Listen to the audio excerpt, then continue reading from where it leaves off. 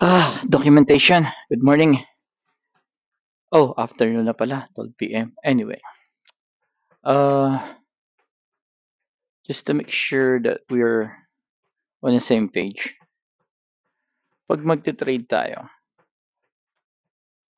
again, we need to start at the higher time frame, right?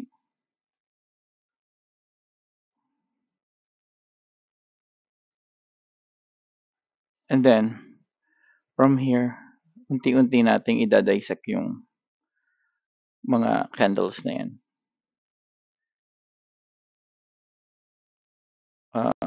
45,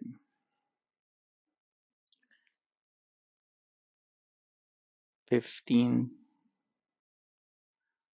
there, 15, and then, kita na natin, 5, 15, right here. Yeah, ma-dissect natin yung market. Like this ones go up. But if you go to 5,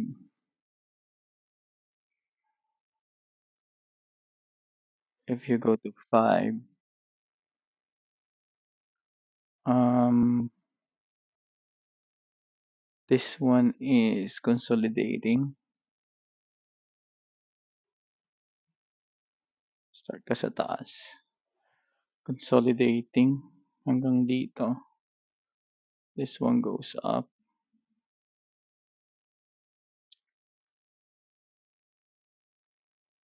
And this one goes down. So 1,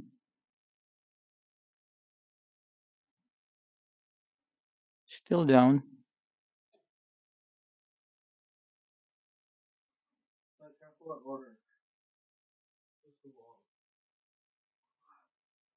So this is 1 minute.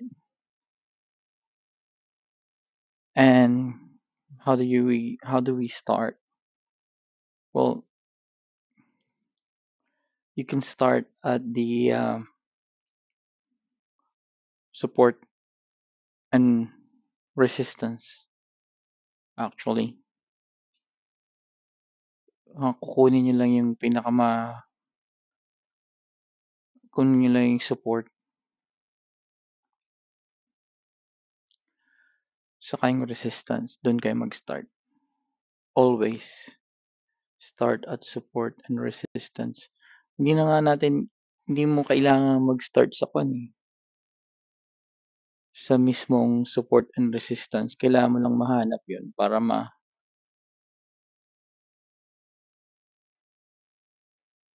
magawa mo yung body. Kasi yung body ang iti-trade mo kasi given na yung data. Alam mo yun? Given na yung data. Like, this is a resistance. Pag lumagpas dyan, stop loss sa taas, di ba? So, ito lang data na tong kailangan mo. Kung nasa resistance tayo. Hindi natin alam yan.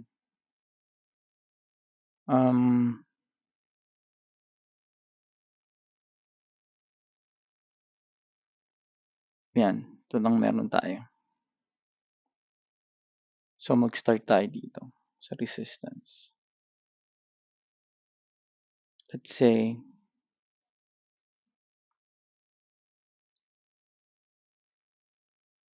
may resistance tayo dyan. So, ang stop loss natin dito lang sa taas. Stop loss.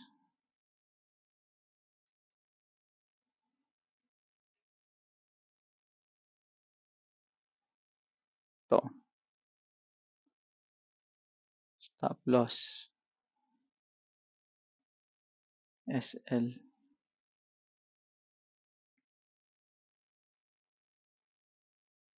Okay. Pag nakahanap na tayo ng resistance, ang next na hahanapin natin after ng resistance mo. Right?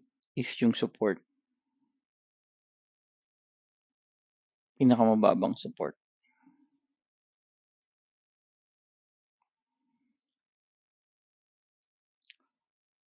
Kasi kailangan mo ng entry sa taas.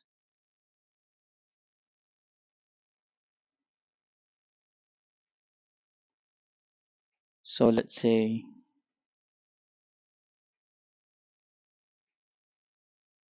nakakita tayo ng support dito. Hindi pa natin alam na ito na yung resistance mo kasi ito na yung support mo eh. May support ka na eh, no? May support ka na oh, sa 1 minute, right? So, paggawa natin nito is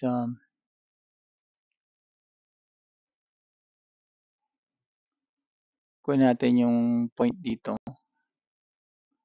then isang point sa kabila, right?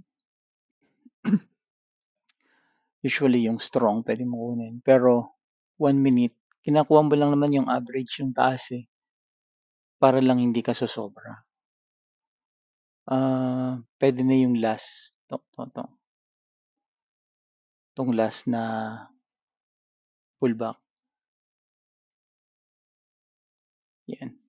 Ang mahalaga dyan tong taas. So, ang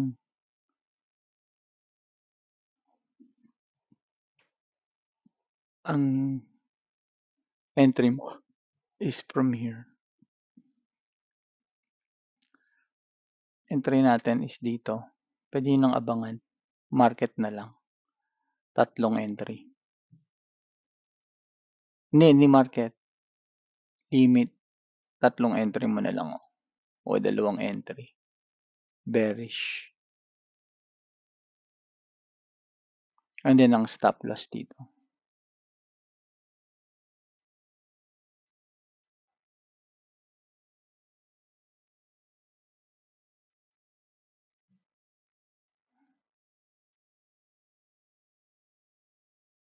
Ano? 0.272. Yan lang. Kasi pag lumagpas dyan sa support mo, then sa resistance mo, invalid na yan. Kaya konti lang. Kailangan talaga hindi lalagpas dyan. Kahit nga dito sa 0.13 eh. Negative 0.13 dapat di lalagpas yan eh. Yan. And then, ang drawing nito dapat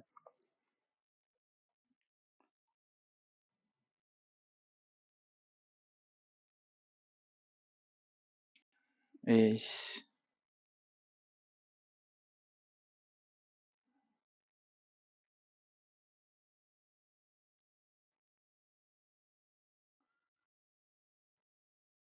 ganyan.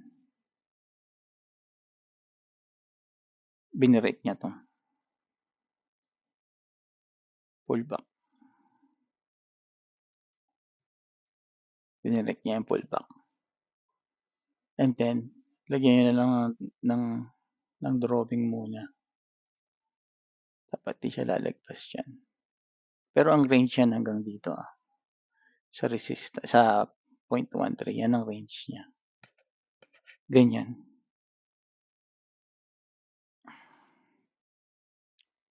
Then, magsisell kayo pag nakakita na kayo ng data, pag lumabas dun sa data. So, naka-entry tayo rito.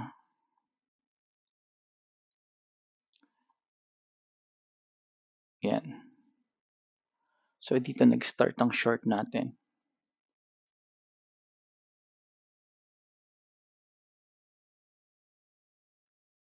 Dito. Sell short. May pre-market tayo pala. Ito.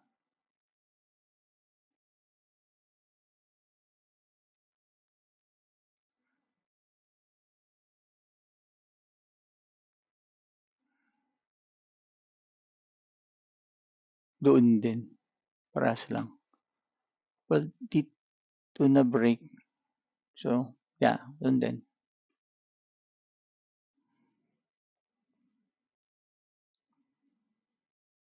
See? Hindi inabot yun. Konting-konti na lang.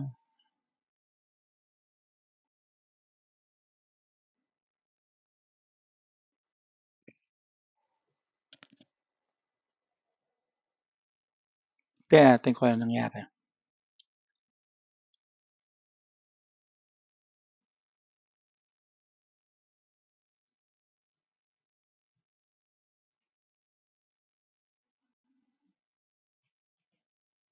Ito.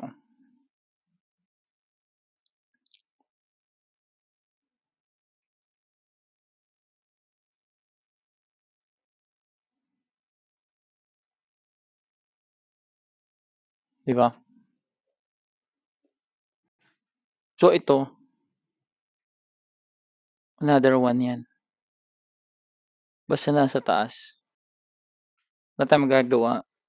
Kaya nga tayo maglalagay ng stop loss just in case na nagkamali tayo.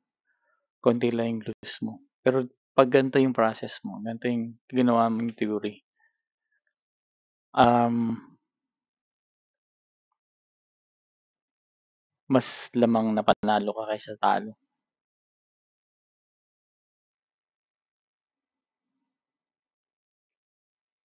Okay? So, tingnan natin sa 45. Ito.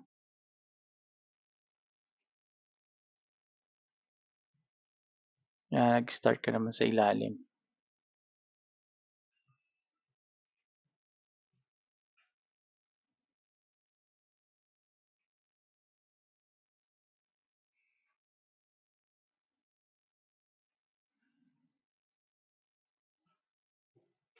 Ito naman, support.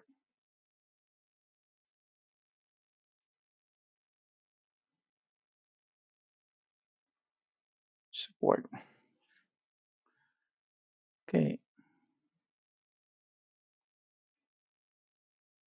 Hmm.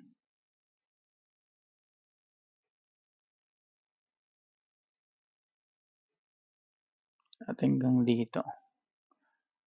Meron ka ng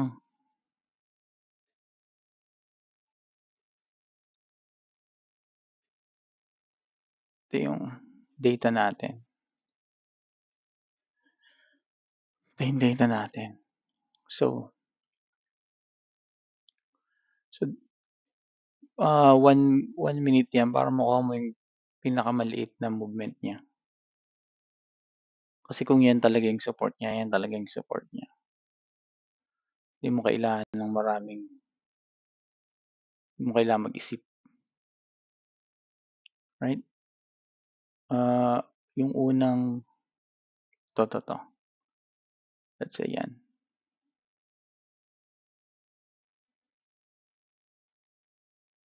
Ang inaantay natin dito is ito. Resistance. Kanina hinihintay natin support. Ngayon hinihintay natin dito resistance. Kasi kailangan nating mag-entry. Maggawa ng entry.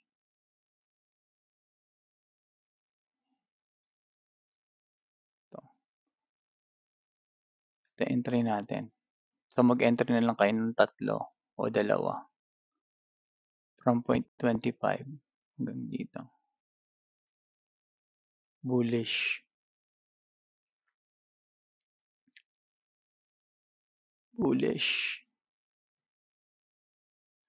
And then ito yung stop loss natin. 0.272. SL.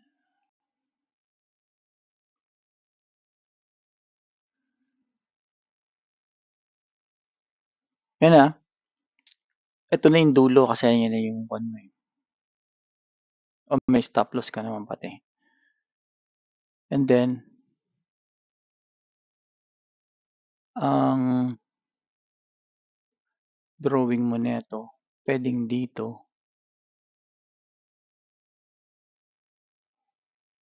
doon, or to, to.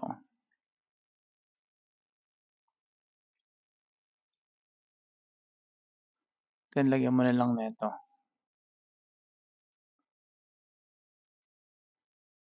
Nakakuha. Oo, ito pa pala. Kasi ang entry mo diyan minsan nalalagpasan 'to, eh. Itong dulo na 'to, ipipibs mo rin pala. Antayin ka na naman ng maghintay ka na naman neto diyan, parang doon. Tapos ipipibs mo 'yan para sa entry mo. Hindi, may entry ka na nga pala dito. Sorry. Okay, tama na 'yan. 'Yun na pala yung entry mo, yung pang-tatlong, pang-apat na point. Re-entry pala yung nasa isip ko. 'To, pang-apat.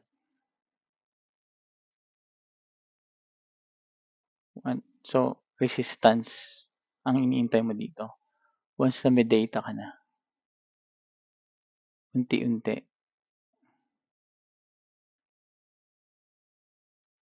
gawa naman ito para malaman mo kung kailan ka magsi-sell.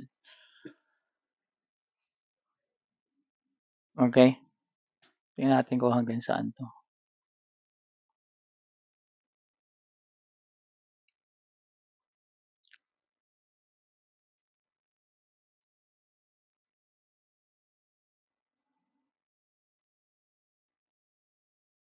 See, ang laki ng inabot niya hanggang doon, oh,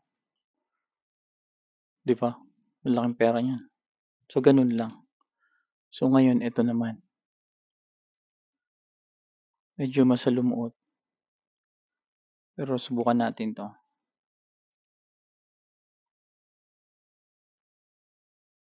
sa 1 minute.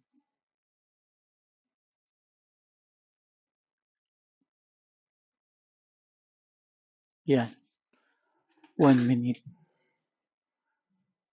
Right, so nandito tayo sa taas. Siyempre kinuha natin 'tong una.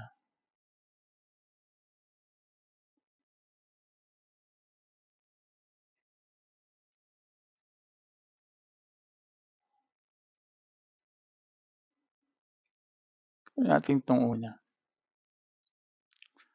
Ta's ang iniintay natin is 'to,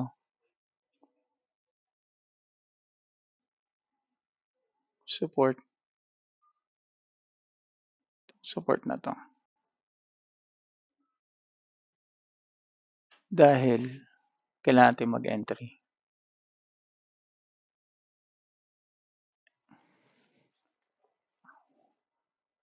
So, ito 'yun.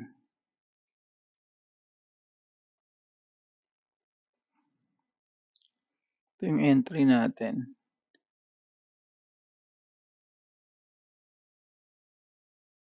Tatlong entry. Bearish. And then ito lang yung stop loss mo. SL. Okay. Kaya yung pinakamataas kasi nakakita ka na ng support dito.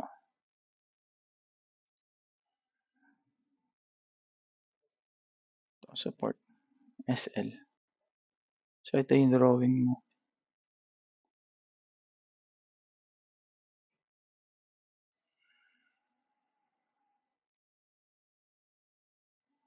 Yan. Pag may data ka na,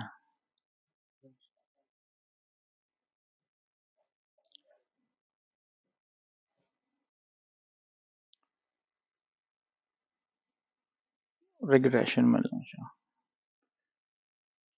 Yan. Okay.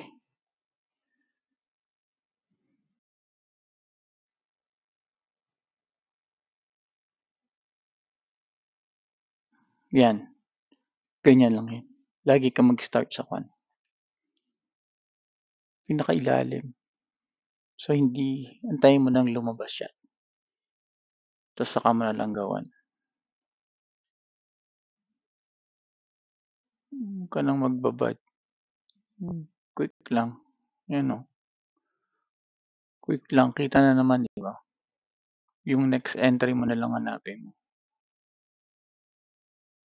So, itong kailangan mo para sa entry.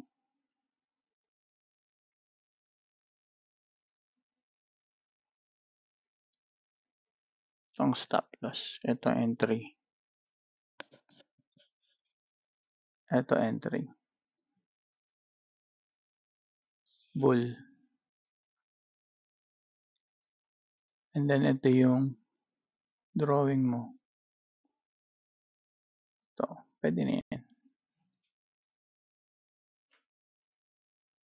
Yan. So, ito yung barrel mo. See? Sell. Or doon.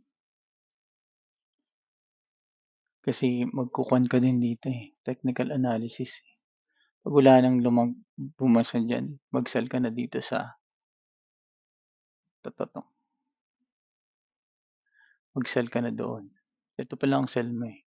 Yung support na iniintay mo. Mga sell yan. Okay? Yeah, sana makatulong. Basta laging support and resistance sa umpisa ng planning nyo. Pag na-miss nyo, fibs lang.